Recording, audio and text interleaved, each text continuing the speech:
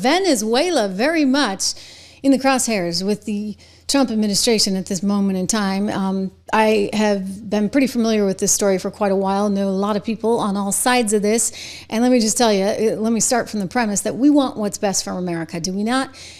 We don't really want an adversary 2.5 or 2 3/4 of an hour away from the coast of Miami. Thank you very much. We don't want a communist state that is actually hurting its people. I mean, the stories that I've personally heard are just horrific, right? About the poverty, et cetera there.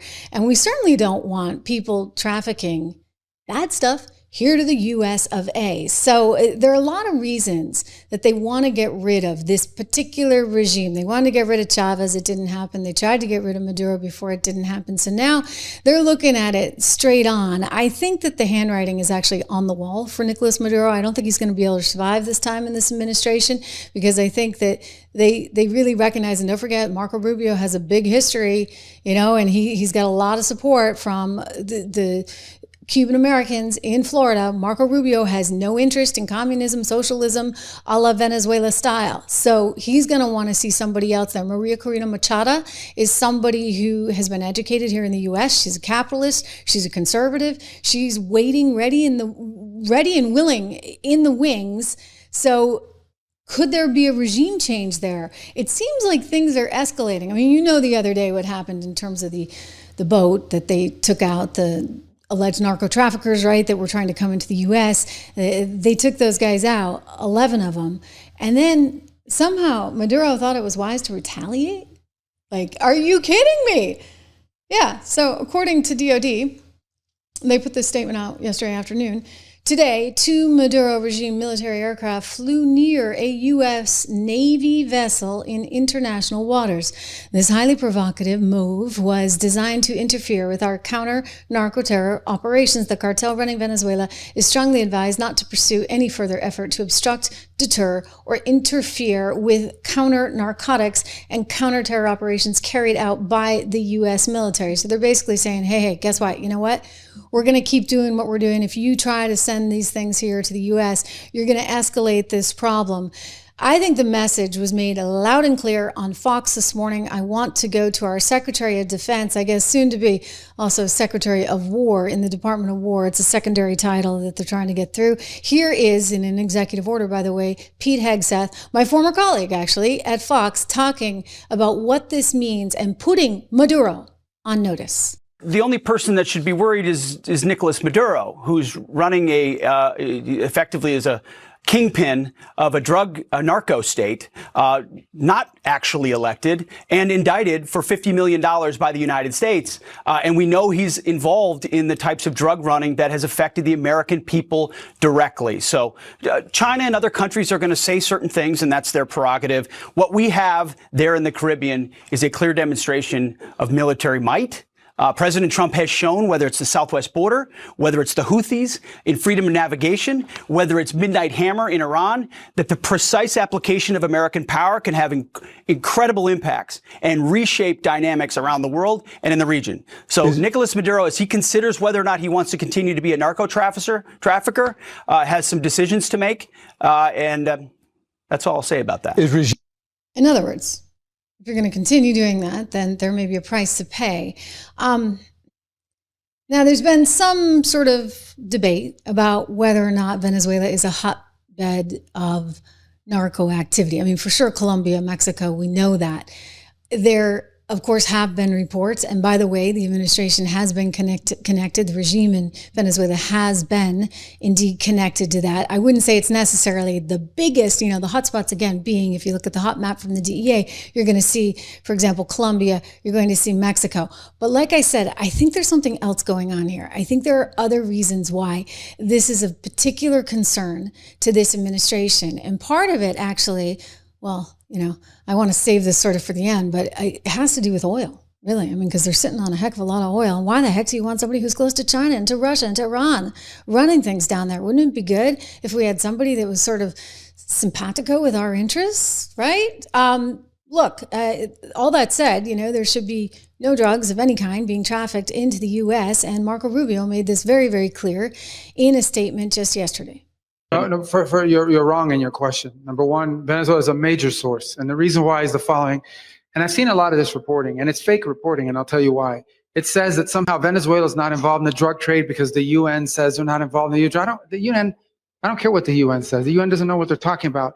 Maduro is indicted by a grand jury in the Southern District of New York. That means the Southern District of New York presented the evidence to a grand jury, and a grand jury indicted him. And then a superseding indictment came out that was unsealed about a year and a half ago that specifically detailed Maduro's actions. So number one, let there be no doubt, Nicolás Maduro is an indicted drug trafficker in the United States, and he's a fugitive of American justice. And don't forget, his stepsons also got trapped up in that. I believe the woman he's married to, her sons wound up at one point in jail in the U.S. because of these allegations. So there is a history there. And I'm only saying, I think that there's a lot of incentive for this administration to be more aggressive, however they can. I'm not saying that, Donald Trump's going to go with troops into Venezuela. He's had that opportunity before, and I told you he didn't want it, he didn't take it. But he does recognize the importance of the region from a strategic sense, in that you don't want China there, right? For national security reasons, like think Monroe Doctrine. You don't want China there, you don't want Iran there, you don't want Russia there.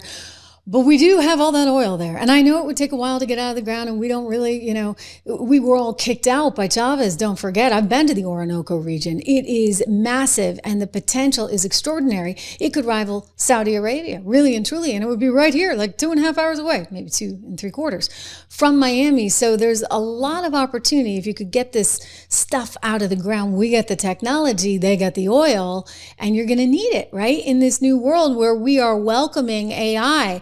I look at what's going on right now. I mean, wow.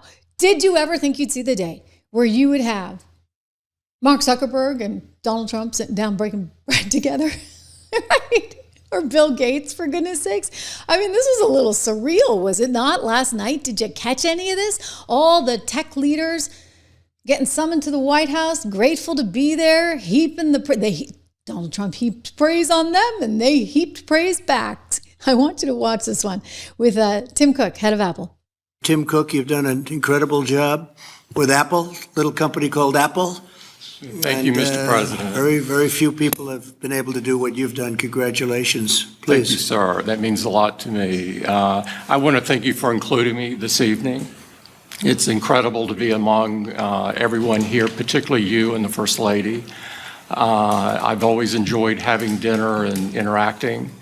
I want to thank you for setting the tone such that we could make a major investment in the United States and have some key manufacturing, advanced manufacturing here. I think that says a lot about your focus and your leadership and your focus on innovation. I also want to thank you for helping American companies around the world. This is a very key thing. And I really enjoy working with your administration on those topics as well, because I think they're so important to the country. I want to thank the First Lady for focusing on education. There's nothing more important than education. It is the great equalizer and always will be. And so thank you so much for including me. We are all different in some ways, but we all believe in the power of technology to improve people's lives, and that is the thing that binds us all together. And Tim, how much money will Apple be investing in the United States? Because I know it's a very lot, and it's, you were elsewhere, and now you're really coming home in a big way. How much money will you be investing? $600 billion. Wow. $600 billion. All right. It's a lot of jobs. We're very proud to do it. That's great. Thank you very much. Thank you. Appreciate it. Thank you, sir. Investing in the U.S. of A, Apple.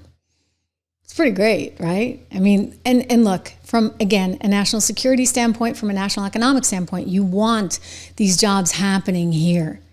It's too easy to outsource some of this stuff, but what are you risking when you outsource it? Think about to China, who demands that, well, they don't even demand.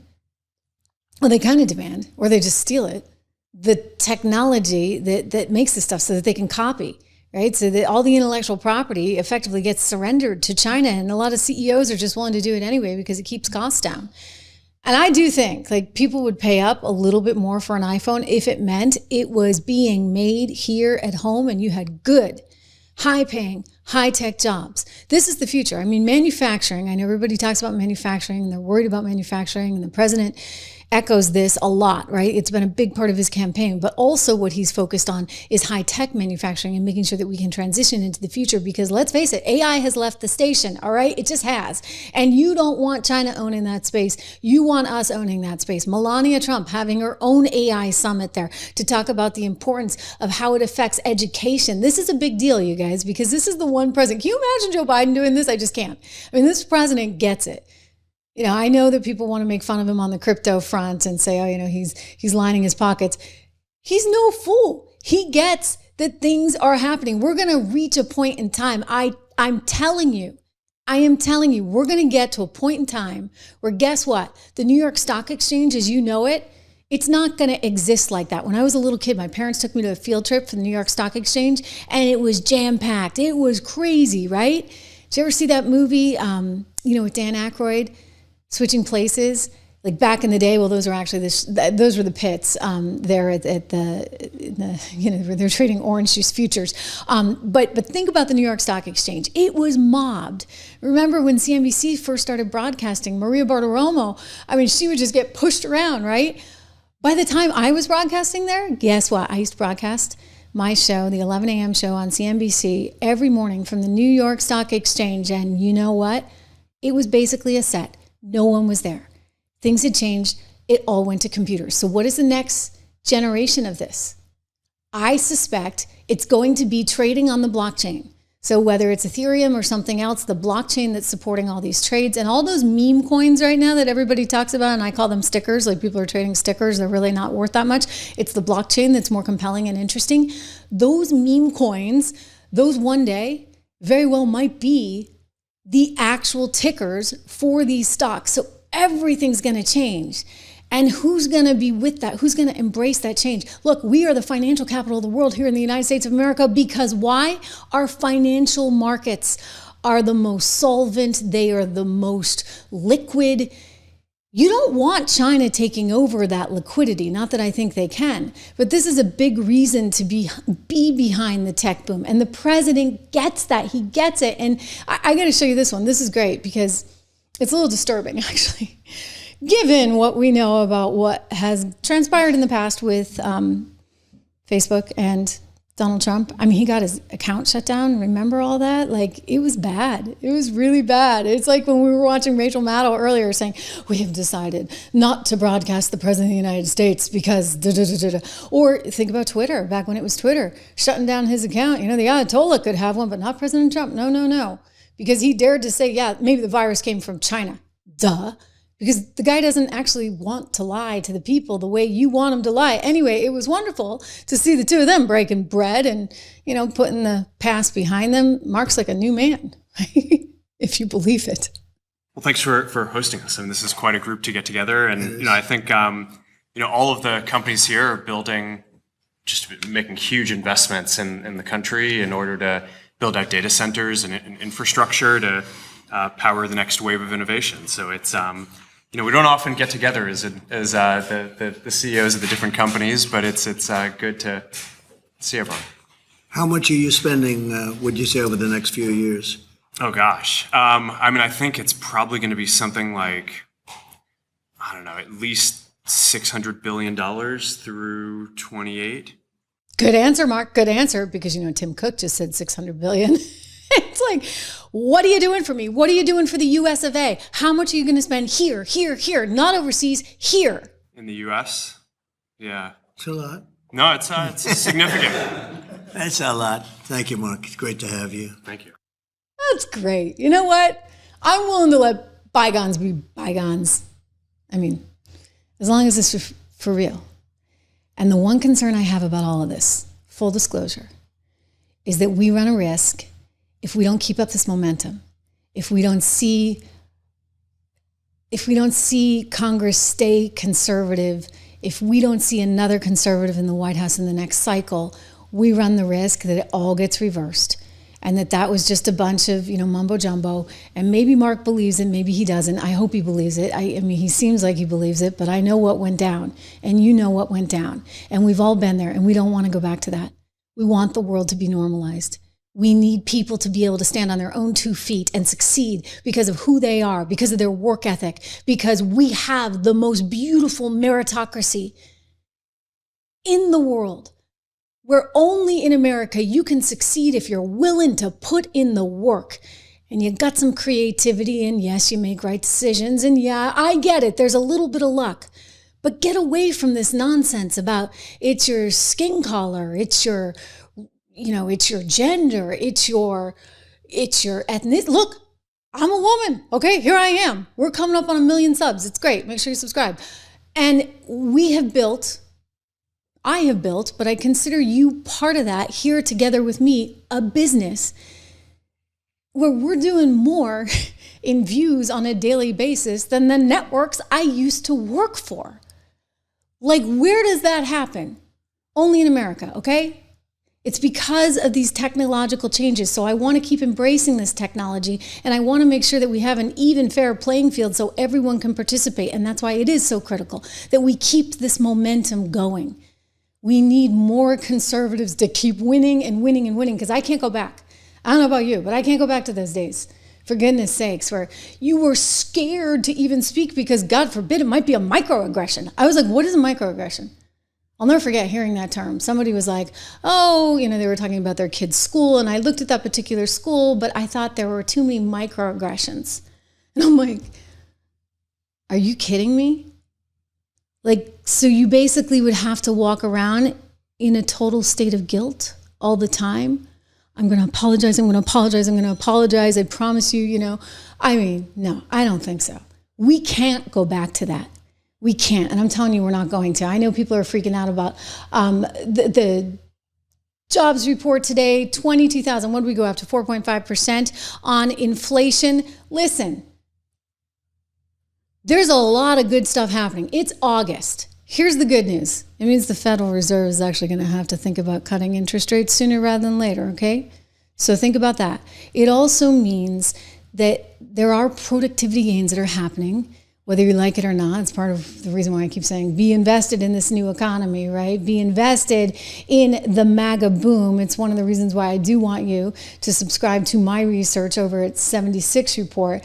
But it's code word dollar. It is a big part because things are changing. And Donald Trump is doing what he can to make sure that we're all part of this. We need everybody to be part of it. I'm laughing. I'm just looking at some of your comments here because we've had quite a show today on this Friday. And I asked a few of you, have you ever known anyone, or have you yourself ever gotten a Nielsen box or diary? And actually one of you said, this is cracking me up. You used to actually do the sales. You used to recruit people to do that. That's fascinating. So I guess it really does exist.